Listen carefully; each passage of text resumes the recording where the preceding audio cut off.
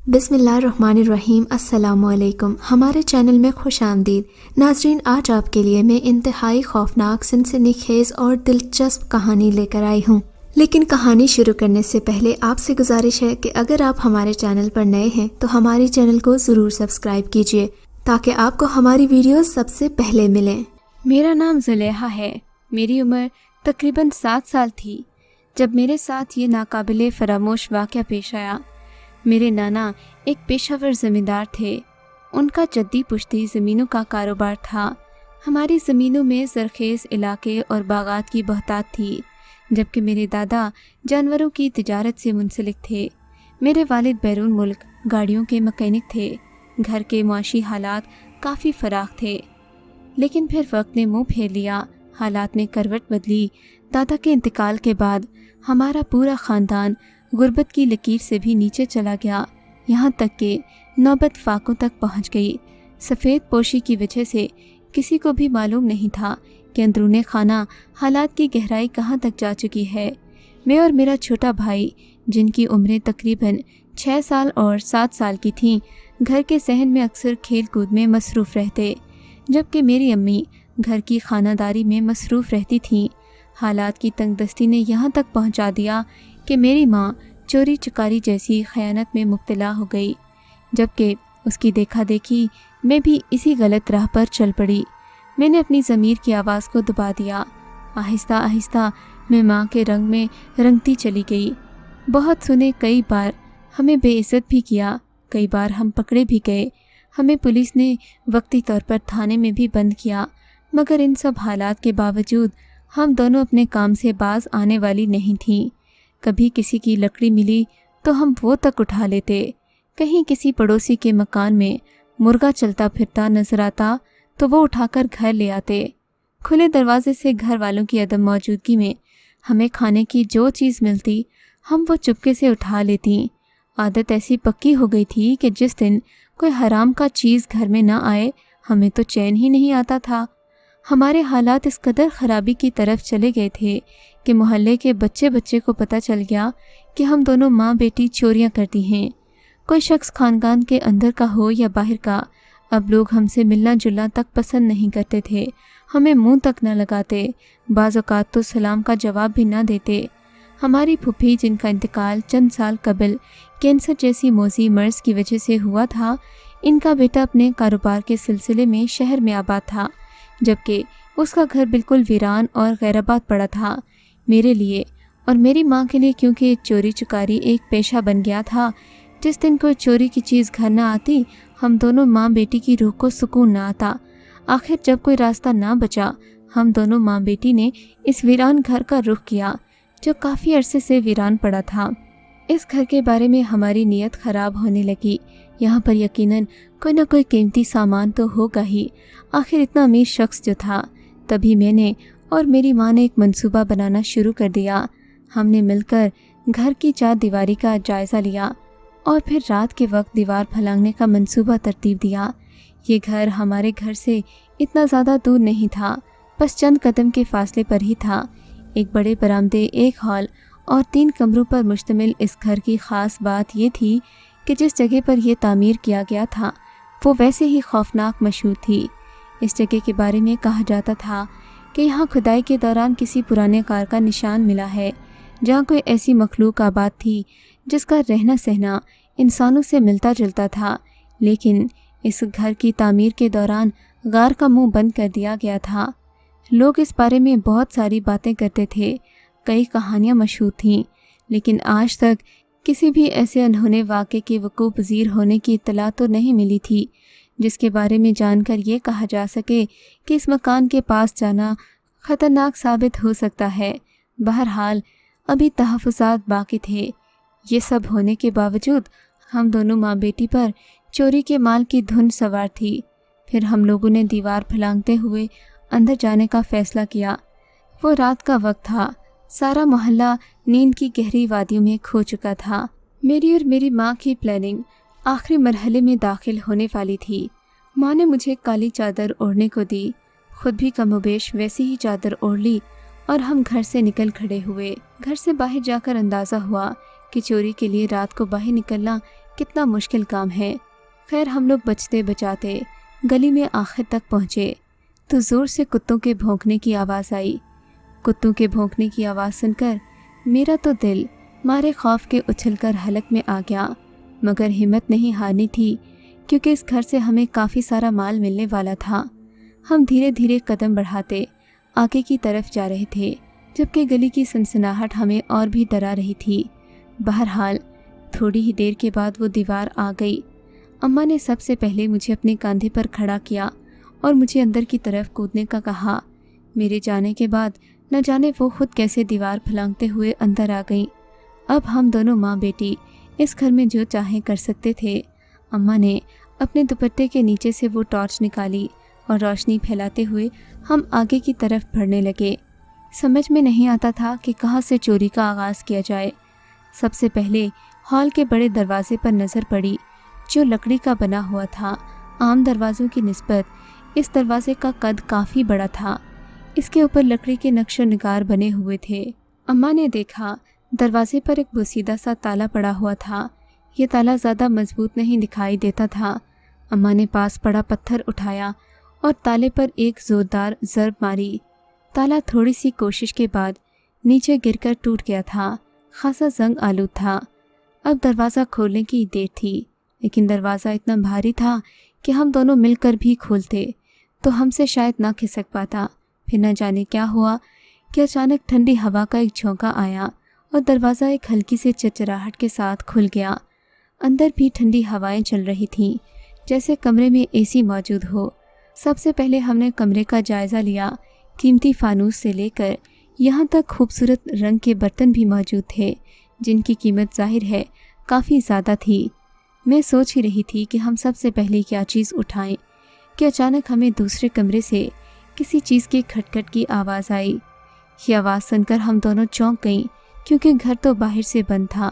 ہم دیوار پھلانگ کر آئے تھے، پھر اندر کون ہے؟ ہم ماں بیٹی دونوں خاموش ہو کر بیٹھ گئیں کہ خدا نہ خواستہ کسی کو ہماری حقیقت کے بارے میں پتہ نہ چل جائے۔ خاموشی میں ہمیں ایک دوسرے کی سانسوں کی آواز بھی سنائی دے رہی تھی، لیکن مسئلہ ٹلا نہیں تھا۔ چند لمحے ہی گزرے تھے کہ سارے دروازے زور زور سے ہلنے لگے۔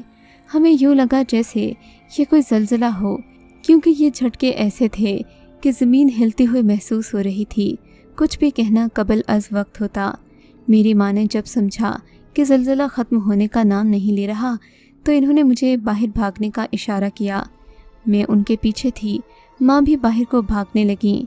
جو ہی میری ماں نے برآمدے میں قدم رکھا تو باقی باہر کے دروازے بھی زور زور سے ہلنا شروع ہو گئے۔ میں نے دیکھا سامنے کا دروازہ جہاں ہم سے باہر نکلنا تھا وہ اچانک بند ہو گیا۔ میری اماں بھاگتے بھاگتے دروازے سے باہر نکل گئیں۔ میں پیچھے اکیلی رہ گئی۔ میرا تو خوف کے مارے برا حال تھا۔ میں یہاں کھڑی خوف سے تھر تھر کانپ رہی تھی کہ اچانک میں نے دیکھا دروازے سے اندر ایک سفید سایہ داخل ہوا۔ وہ میرے سامنے سے گزرا اور دیکھتے ہی دیکھتے پورا کمرہ سفید روشنی میں ڈوب گیا۔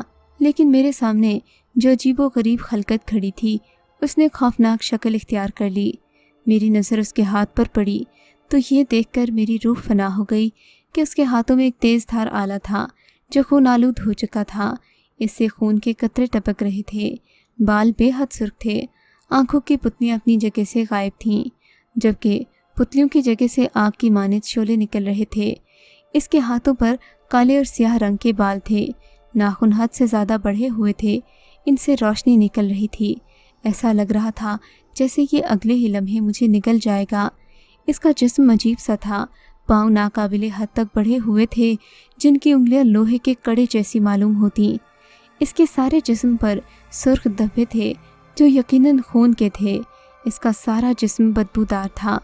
مجھے کافی دیر تک وہ ٹکٹکی باندھ کر دیکھتا رہا۔ پھر اس نے خوفناک آواز میں کہکہا لگایا۔ اس کا کہکہا سن کر میرا دل اندر تک دہل گیا۔ میری سانس جیسے رکنے لگی۔ خوف سے میرے دانت بجنے لگے۔ تبھی اس نے مجھے گلے سے پکڑا۔ میری تو جیسے سانس رک گئی تھی۔ کسی نے میرا دل مٹھی میں لے لیا تھا۔ میں بہت ڈر گئی۔ میں دل ہی دل میں سوچنے لگی کہ میں نے اور میری ماں نے خود سے منصوبہ تو بنا لیا، لیکن منصوبے پر عمل کرنے کے لیے ہمیں کتنی اذیتوں کا سامنا کرنا پڑا۔ مجھے لگ رہا تھا کہ اب میں زندگی اور موت کی کشمکش میں مبتلا ہو گئی ہوں۔ اتنے میں پاس والی دیوار سے کچھ پتھر گرنے لگے، پھر آہستہ آہستہ پتھر زیادہ ہو گئے اور پورے کمرے میں بالوں کے جلنے کی عجیب سی بدبو آنا شروع ہو گئی۔ خیر کچھ ہی دیر گزری تھی کہ ایک خوفناک آواز مجھے پھر سے سنائی دی۔ یہ آواز اتنی اونچی تھی کہ میرے دونوں کانوں کے پردے ہل کر رہ گئے۔ پھر میں نے دیکھا وہ میرے فرشتوں کو بھی معلوم نہیں تھا۔ ایک سفید سایہ میرے سامنے سے گزرا، جسے دیکھ کر میں ڈر کر بے ہوش ہو گئی۔ جب مجھے ہوش آیا تو میں ایک قید خانے میں تھی۔ قید خانے کا صرف ایک روشن دان تھا۔ میری عجیب سی کیفیت ہو رہی تھی، لگ رہا تھا ہمیشہ کے لیے کسی زندان میں ڈال دی گئی ہوں۔ سخت پیاس لگی ہوئی تھی، حلق میں کانٹے چبھ رہے تھے۔ تبھی اچانک میرے سامنے ایک سفید روشنی پھر سے روشن دان کے راستے کمرے میں داخل ہوتی دکھائی دی۔ دیکھتے ہی دیکھتے وہ سفید سایہ ایک سفید پوش بزرگ کا روپ دھارنے لگا۔ وہ بالکل کسی انسان کے جیسے تھے۔ انہوں نے دھیرے سے مجھے سلام کیا۔ میں نے سلام کا جواب دیا تو آ کر میرے ماتھے پر ہاتھ رکھا۔ مجھے لگا جیسے کسی نے میرے جسم پر ٹھنڈا یخ پانی گرا دیا ہو۔ اب مجھے مکمل ہوش آ گیا تھا۔ میں نے آنکھیں کھول کر دیکھا، میرے سامنے ایک نفیس لباس میں ملبوس بزرگ شخصیت کھڑے تھے۔ تبھی انہوں نے آ کر ایک دروازہ کھولا جہاں سے اذان کی آوازیں سنائی دے رہی تھیں۔ یہ آوازیں اس قدر خوبصورت اور مدھر تھیں کہ میرے کانوں سے ٹکراتے ہوئے سیدھا میرے دل میں اتر گئی تھیں۔ میں نے پہلی بار اللہ تعالیٰ کو یاد کیا تھا، دل سے اللہ کو پکارا تھا، اپنے گناہوں کی معافی مانگی تھی۔ یا اللہ مجھے اس قید خانے سے نجات دلا دے۔ میں نے دل ہی دل میں دعا کی۔ ابھی میں اس دعا سے فارغ ہوئی ہی تھی کہ میرے سامنے ایک شخص آ گیا۔ اس نے مجھے اٹھنے کا اشارہ کیا۔ وہ مجھے ایک ایسے ہی قید خانے میں لے گیا جہاں پر اور بھی بہت سارے قیدی قید تھے۔ ایک ادھیڑ عمر شخص کو بھی لایا گیا۔ اس شخص کی آنکھوں پر کالے رنگ کی پٹی بندھی ہوئی تھی اور عجیب سی دیوانگی میں یہ آدمی چلا رہا تھا۔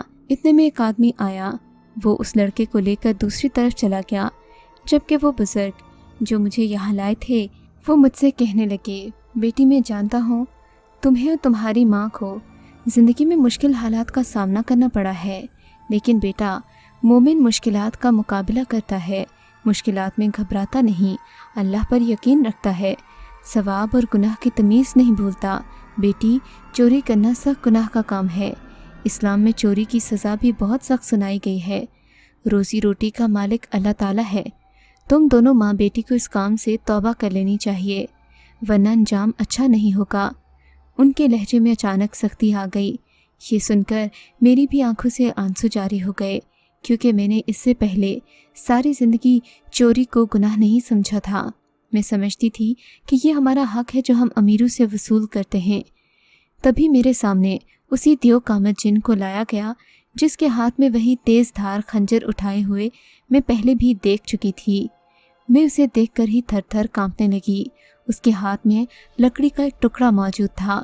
بزرگوں نے اس کا ہاتھ کاٹنے کا اشارہ کیا تو اس دیو نے لکڑی کے ٹکڑے پر اس ادھیڑ عمر کا ہاتھ رکھ کر اس کا ایک ہاتھ کاٹ دیا۔